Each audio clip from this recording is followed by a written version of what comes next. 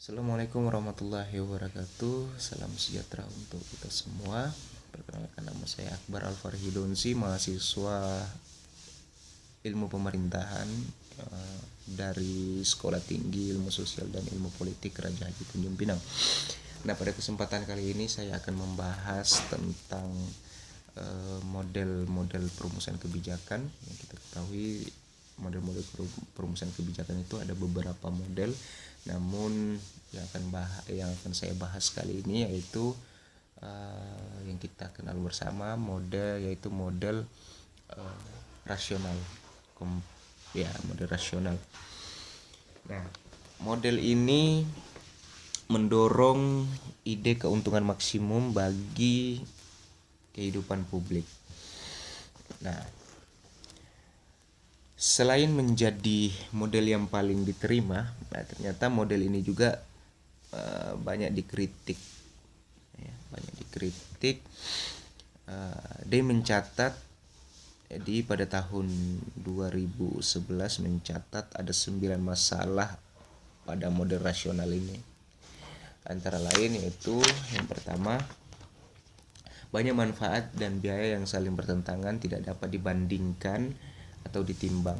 Nah, kemudian yang kedua, pembuat kebijakan mungkin tidak termotivasi untuk membuat keputusan-keputusan tentang dasar dari tujuan masyarakat, tetapi malah berusaha untuk memaksimalkan penghargaannya sendiri, dalam artian kekuasaannya, kemudian statusnya, kemudian pemilihan kembali dan uang. Artinya pemilihan kembali ini adalah bagaimana dia dapat menarik simpati masyarakat untuk tetap dipilih pada periode selanjutnya, ya mungkin seperti itu ya.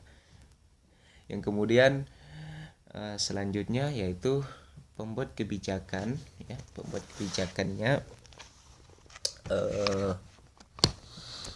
tidak termotivasi untuk memaksimalkan perolehan sosial bersih. Jadi dia tidak memaksimalkan untuk melihat kebutuhan dari masyarakat. Nah, itu.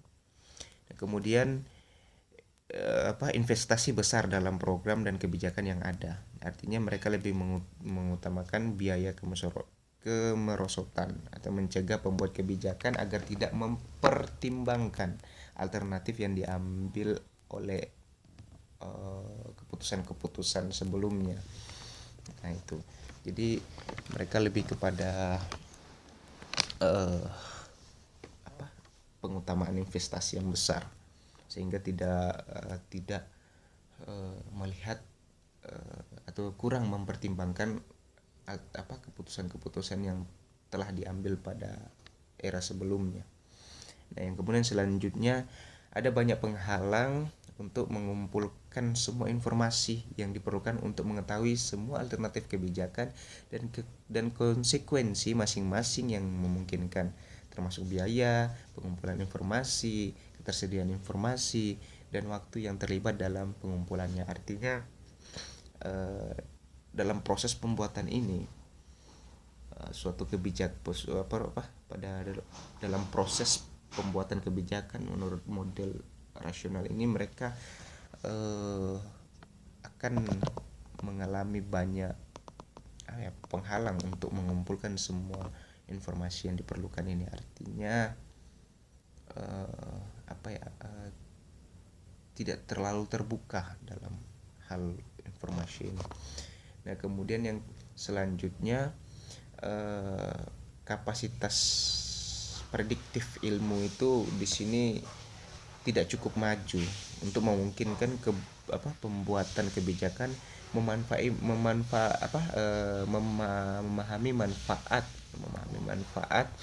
atau biaya penuh dari setiap alternatif kebijakan itu. Artinya pengkajian terhadap kebijakan ini secara ilmu itu tidak cukup maju untuk memungkinkan pembuatan kebijakan ini. Nah, kemudian yang selanjutnya, para pembuat kebijakan bahkan dengan teknik analisis berkomputer atau analisis yang maju tidak mempunyai cukup kecerdasan untuk menghitung secara akurat biaya dan manfaat ketika beragam nilai politik, sosial dan ekonomi serta nilai budaya dipertaruhkan. Artinya begini, ketika saya ngambil contoh, kita coba melihat saat ini bagaimana gencar-gencarnya pemerintah dalam mengadakan program penanaman kelapa sawit, perkebunan kelapa sawit. Artinya ya kita tidak tahu itu apakah itu menjadi sebuah nilai investasi untuk Indonesia atau menjadi sebuah dalam artian tanda kutip kerjasama investasi yang besar, atau ada agen-agen yang membisikkan atau melobi seorang pembuat kebijakan sehingga membuat kebijakan dalam hal ini membuat perkebunan kelapa sawit yang jelas-jelas sebenarnya di aturan negara Indonesia itu sudah mengatur berapa persen yang dibolehkan dalam penanaman kelapa sawit. Dan cuman kita lihat, kita ambil contoh kayak di Kinipan, di mana yang saat ini sedang kita lihat berapa ribu hektar kelapa sawit ditanam sehingga menghilangkan bahkan ya kita tidak tahu itu ya, bahkan hutan-hutan adat ya, hutan-hutan adat, kemudian tanah-tanah perkebunan masyarakat yang sampai saat ini masih terus menjadi konflik ya. Nah, ini yang saya maksud bahwa para pembuat kebijakan dalam saya tidak tahu itu apakah yang digunakan dalam proses perkebunan kelapa sawit itu menggunakan model rasional komprehensif ini atau yang lain. Tapi saya cuma ingin melihat contoh kasusnya seperti itu, bahwa di sini bahwa kalau kita lihat ciri-cirinya ini, bahwa model rasional komprehensif ini mereka tidak mempunyai cukup kecerdasan untuk menghitung secara akurat biaya dan manfaat ketika beragam nilai politik, sosial, ekonomi dan juga nilai budaya dipertaruhkan. Nah, ini menjadi menjadi dilema kan bagi kita lihat. Kalau seandainya pemerintah menolak suatu program penanaman kelapa sawit, tapi dikarenakan ya, kalau seandainya pemerintah menolak dikarenakan karena itu adalah hutan adat, hutan lindung dan lain sebagainya, harusnya hal itu sudah berhenti. Tapi bagaimana di balik itu semua, kalau kita bicara tentang model rasional komprehensif ini, intinya mereka menekankan pada biaya, pada keuntungan dari kebijakan ini sendiri. Kalau kita bicara rasionalnya, bagaimana pemerintah melakukan kebijakan ini untuk menghasilkan pemenuhan kebutuhan ya, tapi kita tidak tahu apakah ini menjadi kebutuhan masyarakat umum atau kebutuhan agen-agen, atau mungkin kita bisa katakan kelompok-kelompok tertentu. Nah, itu yang menjadi menarik pada proses perumusan rasional ini. Nah, kemudian yang selanjutnya, masalah yang sering terjadi pada proses perumusan rasional, proses perumusan kebijakan pada model rasional komprehensif ini, yaitu ketidakpastian tentang konsekuensi berbagai alternatif politik. Nah, artinya memaksakan pembuat kebijakan sedekat mungkin dengan kebijakan sebelumnya untuk mengurangi kemungkinan konsekuensi negatifnya yang tidak transtisipasi, ya, artinya yang tidak diselesaikan, yang tidak mampu terselesaikan. Nah, kemudian selanjutnya sifat dalam pembuatan kebijakan yang tersegmentasi pada kebanyakan birokrasi. Artinya di sini menjadi menjadi sulit untuk kita lihat bahwa sifat pembuat kebijakan yang tersementasi pada kebanyakan birokrasi, artinya mempersulit untuk mengkoordinasikan pembuatan kebijakan sehingga masuk dari berbagai spesialis ya, spesialis diarahkan pada poin-poin keputusan. Nah, artinya di sini menjadi tumpang tindih juga ada kalau kita lihat ya, bahwa birokrasi ini kebanyakan mempersulit untuk mengkoordinasikan pembuatan kebijakan. Dengan artinya kalau kita lihat bahwa ada proses identifikasi masalah dalam setiap pembuatan kebijakan itu menjadi sulit bagi proses rasional komprehensif ini untuk menemukan data-data itu. Ya. Nah, yang menarik di sini saya ingin sampaikan bahwa kelemahan utama dalam model tersebut adalah bahwa tingkat perolehan sosial maksimum itu berbeda di kalangan kelompok-kelompok kepentingan. Artinya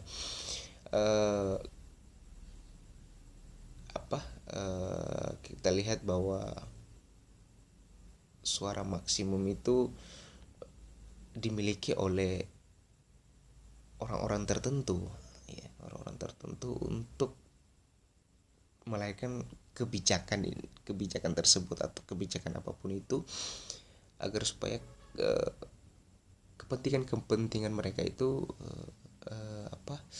terpenuhi. Nah, dalam beberapa kasus coba kita lihat bahwa kebijakan yang dianggap sebagai perolehan sosial maksimal atau perolehan kebersamaan dari kelompok-kelompok kepentingan ternyata bukan untuk kelompok yang lain. Artinya gini,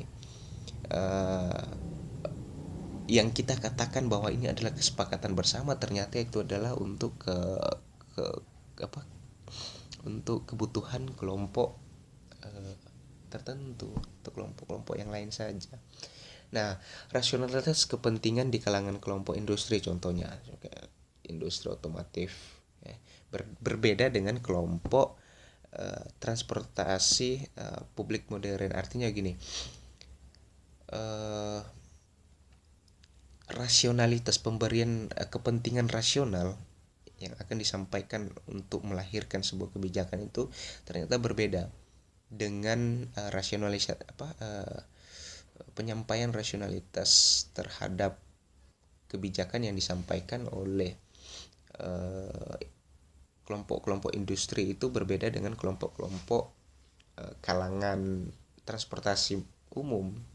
Artinya begini, kalau kita lihat lobby-lobbynya industri otomotif terhadap pemerintah itu bertujuan untuk menjaga transportasi publik yang kurang berkembang. Artinya sehingga individu akan membeli mobil bukan lagi atau tidak lagi ketika mereka membeli mobil ini mereka tidak lagi menggunakan transportasi umum. Artinya begini, rasionalitas yang disampaikan oleh industri mobil itu ialah dengan menabrakkan realita bahwa layanan transportasi umum di salah satu daerah itu tidak nyaman. Keluhan masyarakat selalu negatif terhadap transportasi umum. Maka datanglah si industri otomotif ini untuk menyampaikan sebuah alasan rasionalitas agar supaya timbullah kebijakan yang dimana kebijakan ini menghilangkan keresahan masyarakat terhadap layanan transportasi umum. Maka dibuatlah sebuah industri otomotif, produksilah mobil-mobil, sehingga yang terjadi adalah masyarakat tidak lagi mau menggunakan transportasi umum dengan layanan yang kurang baik. Mereka malah lebih memilih untuk membeli mobil. Nah, itu dimainkan terus oleh para pemangku kepentingan dan para pembuat kebijakan. Nah, kalau kita tarik pada pembahasan pertama bahwa rasional bahwa model rasional apa bahwa model perumusan kebijakan model rasional ini betul-betul menekan pada benefit, keuntungan ya, keuntungan dari apa yang telah dikorbankan. Artinya mereka mengorbankan sebuah kebijakan dan akan menghasilkan sebuah keuntungan tertentu. Nah itu. Nah, kemudian, nah sehingga tadi kalau kita kembali ke kasus transportasi, sehingga ketika solusi itu sudah terjawab, masalah transportasi umum sudah mendapat tidak lagi mendapatkan perhatian, dan perhatian pemerintah sudah terfokus kepada bagaimana memproduksi memproduksi mobil dan lain sebagainya yang sudah dibangun dengan kerjasama lobby-lobby industri otomotif tadi terhadap pemerintah, ya kan? Jadi di sini menjadi menarik bagi saya ketika kita melihat hal-hal ini yang sering terjadi di negara-negara berkembang. Kayak kita lihat di Jakarta sekarang sampai saat ini diperkirakan 20-30% pendapatan masyarakat menengah dan bawah itu terbuang karena transportasi yang buruk. Ya, itu sudah kita lihat. Artinya dulu kalau kita sering melihat bahwa bagaimana enaknya merasakan naik bajai, bagaimana enaknya antri di berebutan kereta, menunggu jadwal ini dan lain sebagainya. Artinya budaya-budaya itu, nilai-nilai itu sendirinya akan tergiris karena zamannya. Makanya sebenarnya rasional ini juga kita tidak bisa memaksakan itu ya, memaksakan untuk bertahan dengan hal-hal yang bagi kita ini tidak efektif, tidak efisien. Nah, makanya lahirnya sebuah model perumusan kebijakan rasional ini ya, itu menekan pada tadi saya bilang aspek ekonomi ya, kemudian efisiensi dan efektivitasnya, itu yang menjadi poin utama dalam proses perumusan kebijakan pada model rasional komprehensif ini. Nah, mungkin itu saja dulu yang bisa saya sampaikan. Memang agak ini ya, tidak tertata rapi, tapi semoga kawan-kawan memahaminya. Yang pada intinya ingin saya katakan bahwa model rasional komprehensif ini paling banyak digunakan atau paling sering digunakan dalam pembuatan kebijakan, apalagi kita bicara tentang kebijakan yang berjangka panjang, kayak pembangunan jembatan, pembangunan infrastruktur yang memiliki anggaran yang cukup besar dan memiliki waktu yang cukup panjang. Ini sering digunakan. Ini pendekatan perumusan kebijakan rasional ini sering digunakan dalam melihat itu. Namun seperti yang saya sampaikan tadi, ternyata proses ini mengalami banyak tantangan, hambatan. Tapi lagi-lagi semua hambatan, semua tantangan itu terjadi bukan karena modelnya, tapi apa kepentingan dibalik dari apa kepentingan dibalik pembuat kebijakan itu. Nah, itu artinya tergantung siapa yang membuat kebijakan itu dan dia menginginkan apa dan dia punya kepentingan apa terhadap kebijakan itu. Ya, jadi mungkin itu saja dulu yang dapat saya sampaikan. Terlebih dan terkurang saya mohon maaf. Wabillahi taufiq wal hidayah. Assalamualaikum warahmatullahi wabarakatuh.